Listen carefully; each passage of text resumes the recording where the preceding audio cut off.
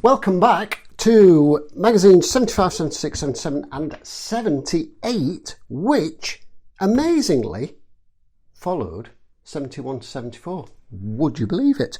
You wouldn't, but it did. How bizarre. So in this one we're making some shoulder bits with some flappy air brakey flying attachments. We've got a strange box assembly, which I don't know if that's something to do with the legs or maybe connecting the arms together. I'm not sure. We will find out. And we've got this thing. I don't know what it is yet. But let's just dive straight in and see what we can find. We've got a shoulder pad thing. We've got a flappy wingy thing, air brakey thing. We've got a trim piece which goes onto that. We've got some long screws, RP, and we've got two of those, which means, of course, we are using one. Out you come, out you come, out you come. Come on now.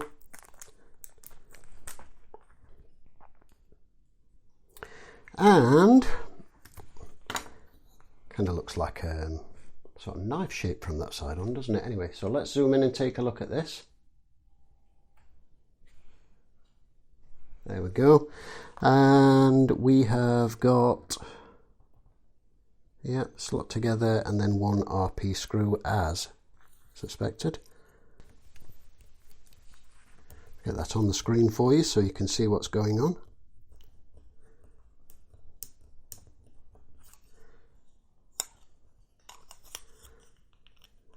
Okay, let's back that out a little bit just to get that lined up.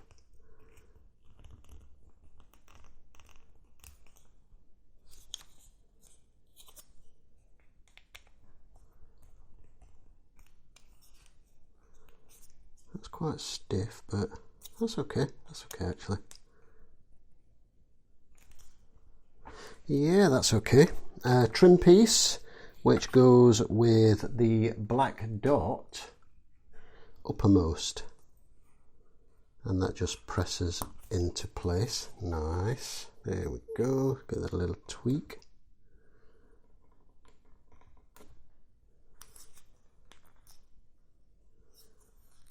Okay, and that concludes magazine number 75, or does it? Wait a moment, we have another screw. We have an EM screw. What's the EM screw for? Ah, it's to attach it to the body. So, next step. Getting ahead of myself, sort of, apologies. So let's zoom out so we can see the body, and we're actually attaching it to the body. So, it goes, okay, there we go. Yeah, you've got a little tab down here. Let's zoom in so you can see this, so you can see the bit that you need to see. We've got the shoulder here. We've got this little tab just here that you can see. Let's get a flappy bit up and out of the way. There we go. So you can see that slots through there, and this, we use one of the EM screws to screw it into the shoulder. Right, so making sure that's on the screen. Excellent. And that was incredibly fiddly. It was just kind of slightly, ever so slightly not aligned. And very fiddly to sort of get in place. That, yeah. What a faff. Not nice and tight. There we go, excellent. And what we have now is sort of flappy air brakey armour bits. Nice, like that. So that, ladies and gents, also now gives us a thing to, an extra bit of support to sit that back on its back like that, so that less likely to break this dangly bit here. That is magazine 75. That is the right shoulder plate. and we will skip over there. We will skip to magazine 76, because magazine 76 is an exact copy of 75, but of course the left shoulder plate. So to save you the unnecessary hassle of watching that all over again, I'm just going to skip to the next step as soon as I've done this. However, in the meantime, if you really want to watch it, just rewatch this segment I've just filmed in a mirror, and you've got the right idea. And so we're back with episode 77. I'll just quickly show you the body with its 2 shoulder pads. Very 80s kind of thing going on there. Big shoulder pads. Anyway, yeah. Some of you younger viewers won't know what the hell I'm talking about. But anyway, there's the flappy bits, which are air brakey type things in the movie. And that looks pretty cool. I like it. Looks good. Worth noting, interestingly, or possibly not at all, this one aligned much more easily. It seemed to have a little bit more wiggle room, and it was far easier to put in than this one. Why, I don't know, but there you go. It might just be that my left one was a particularly awkward one. This one, issue 77, magazine 77, must so far rate as probably one of the most boring in the entire range of the magazines so far, because we've got arm base 1, arm base 2 and 2 screws. It's a box. It's a plastic box. I mean, come on. You can't sugarcoat that and make it any more impressive, can you? It's just a plastic box. Oh well, plastic box. Here we go. So we put the 2 halves together, and using the outer screw holes,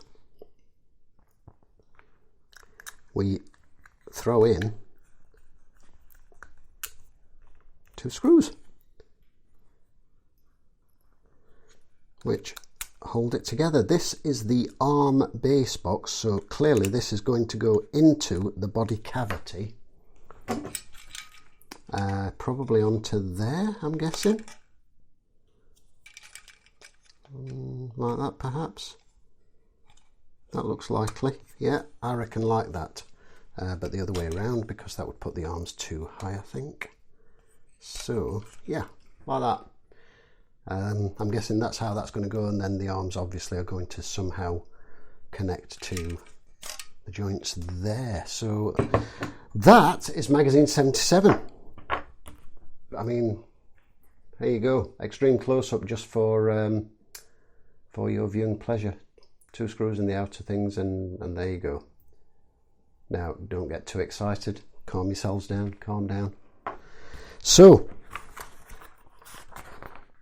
that shows us where we are. That shows it in the body cavity thing and how the arms are going to connect. And obviously this is going to be part of the arm connected to the box assembly. Hurrah! So 78. We have got, let's zoom in and take a look. Let's see what we can see through the square window. There's a reference some of you youngsters won't get. So we've got this big round silvery bit. We've got a couple of disky bits. We've got a friction block, which is like a very thick, opaque contact lens, I guess. We've got a right shoulder ball joint thing, and we've got some screws. And we need this block, this little fellow right here, starting on this side. And 78A, which is this fellow. It has a notch. That notch clearly coincides with the slot thusly. And we then use a QP screw, one of the 2 provided, to secure this into here. This is clearly going to create a ball joint assembly.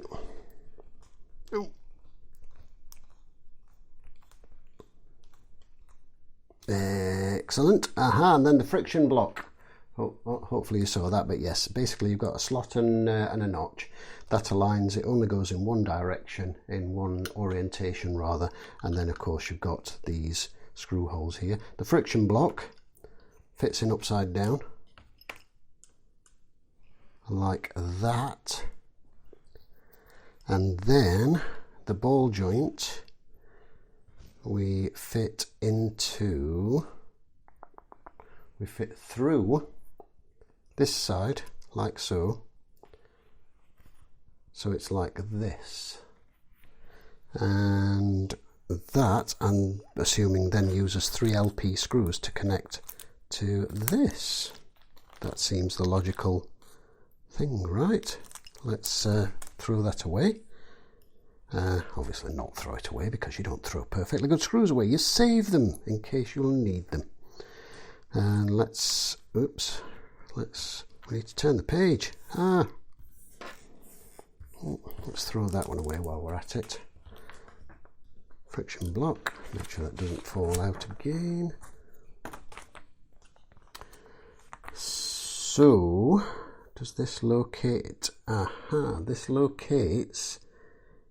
Okay, so just scooting down onto this a moment so you can see what's what. So here we've got 3 locating screws and a locating peg. The locating peg fits into the middle hole of these, so you're only using screws in these 3, and this is for the locating peg, so it fits in a specific orientation, which should go like so. And it looks like, I was wondering why that wasn't closing up, but it looks like that's actually supposed to have a little gap in it. That's interesting. Presumably that's to adjust the friction. Let's zoom up a little bit so we can see what's going on.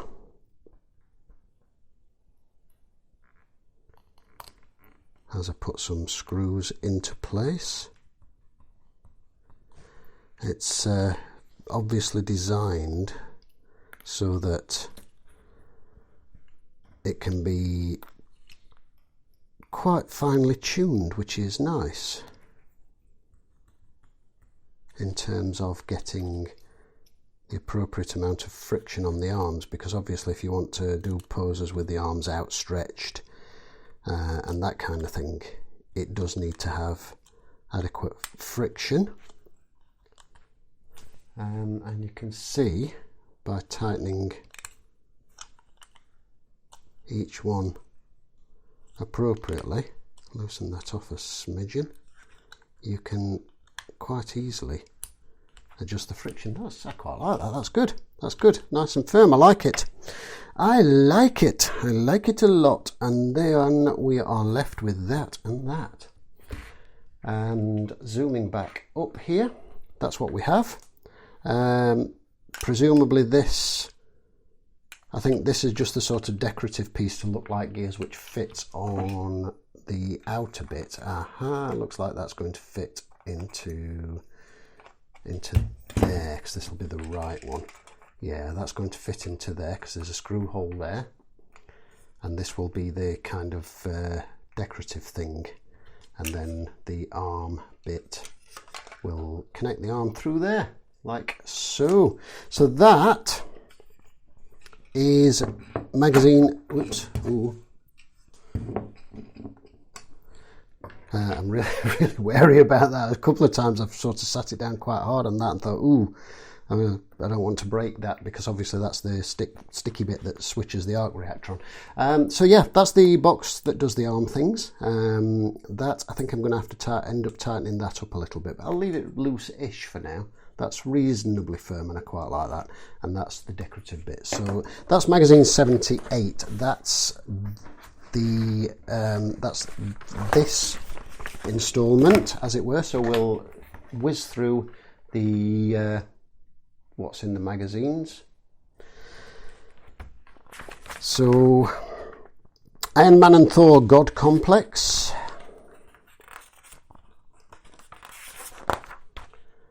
Evolutionary Game, Diablo, a character I know nothing about. The Build stuff.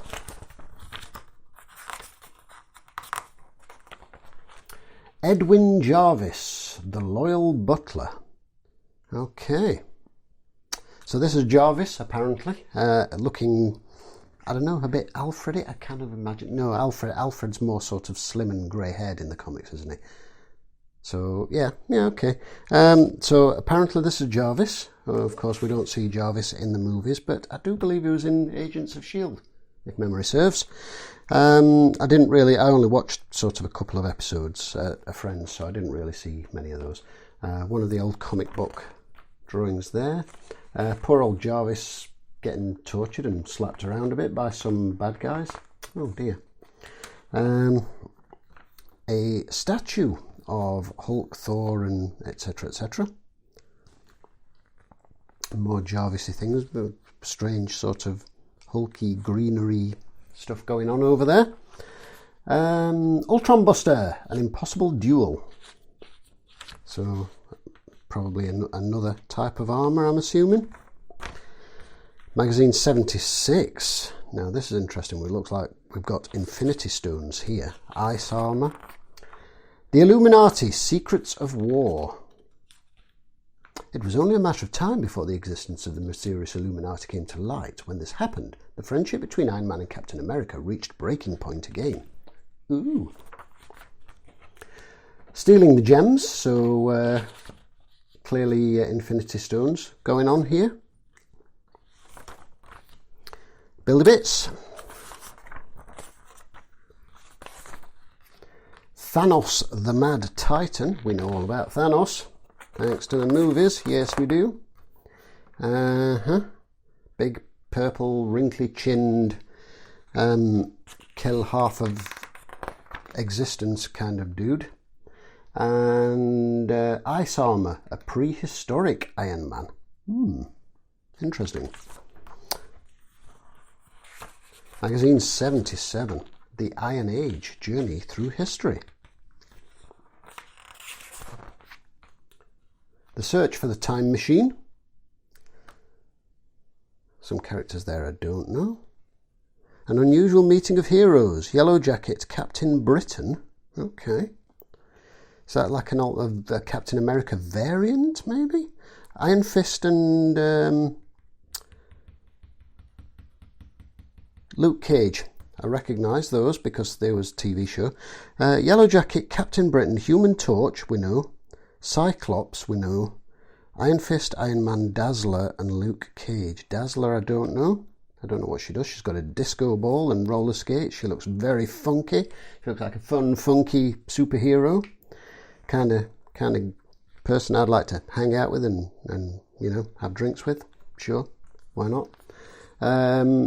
Yellow Jacket. Wasn't Yellow Jacket like the bad guy from Ant-Man and the Wasp? Or is that something else? I don't know. Anyway, if anyone knows about Captain Britain, please tell me more. I don't know anything about Captain Britain. I'm assuming it's like a Captain America variant. Wolverine, yes. We like a bit of Wolverine. Scarlet Witch, an extraordinary power. And we certainly saw that in Multiverse of Madness. We did. Some very cool artwork. And you can kind of understand why they didn't go with the comic book artwork suits for the movies. Quite understandable. A tailor-made reality. Bit more Wolverine going on there, yes. 2020 armour, make way for Arno Stark. After discovering he wasn't a real person, the digital copy of Tony Stark fell into a depression that alienated him from many parts of his life. From other aspects of his life, including his career as a superhero, he's pushed aside by force. Okay. Digital version of Tony Stark, and he's Arno Stark. Okay. Interesting. And magazine 78. Fear Itself, a legendary battle. Nice artwork on the cover of that one. I like that one. Serpent, an almost forgotten Asgardian god, reappears to engender fear amongst the Earth's population and use it as a source of power. His aim is to destroy Earth and Asgard. That's not very nice, is it? War Against Fear. Some very stunning artwork again. And the Build-A-Bits, the boring box. X-Men Against the Children of the Atom. Again, a bunch of characters that I don't know among several that I do. Some vintage cover arts going on there. Allies for a Change. The X-Men and the Avengers gather to decide the future of Wanda Maximoff in House of M. Mutant Wars. I feel like there's so much more of the actual mutant stuff that could be covered in movies, and I feel like there's so much more that could have been done quite a lot better, because the Wolverine stuff, story arc, was really good. I really liked Logan. I thought it was a great movie. But I found the sort of newer X-Men with the younger X-Men characters a little bit, you know, maybe just me, I don't know. Hologram, Virtual Armor.